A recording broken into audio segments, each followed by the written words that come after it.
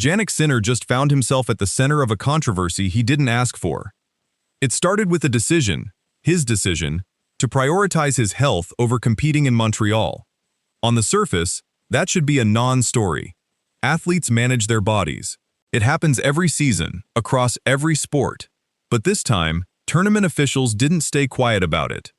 Reports suggest Montreal officials pushed back on Sinner's withdrawal, framing it as something closer to a letdown than a legitimate medical call. And that's when things escalated fast.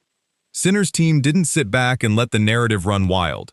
They fired back, hard, insisting that no tournament, no official, and no outside voice has the right to question a player's decision to protect his own body.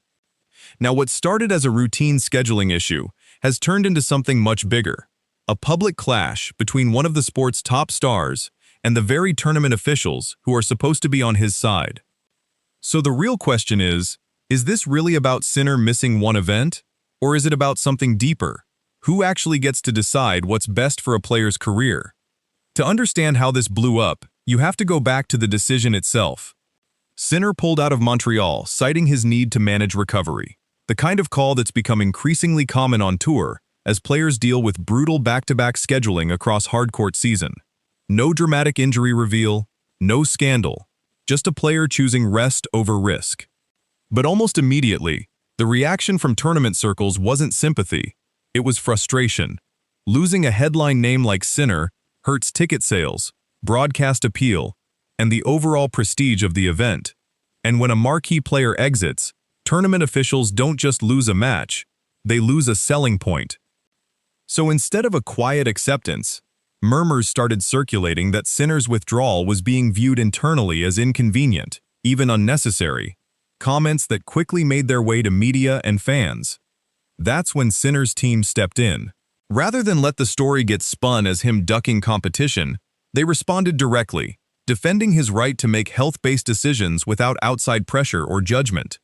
And just like that, a private medical decision became a very public standoff, one that's now forcing the tennis world to ask an uncomfortable question: are players being punished for protecting themselves?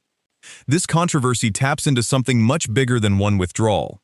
It's exposing a fault line that's been building in tennis for years: the tension between player welfare and tournament business interests. The modern tour calendar is relentless. Back-to-back Masters events, minimal recovery windows, and a demand for top players to show up at every stop, not because it's good for their bodies, but because their presence drives ticket sales, sponsorship value, and broadcast ratings. When a name like Sinner pulls out, tournaments don't just lose a competitor, they lose revenue. And that financial reality is exactly why reactions to withdrawals are rarely as neutral as they should be. Sinner's team drawing a hard line here isn't just about defending one decision. It's a statement to the entire sport. By publicly rejecting the idea that officials have any right to question his medical judgment, they're pushing back against a culture where players are quietly expected to play through fatigue and risk injury just to keep tournaments happy.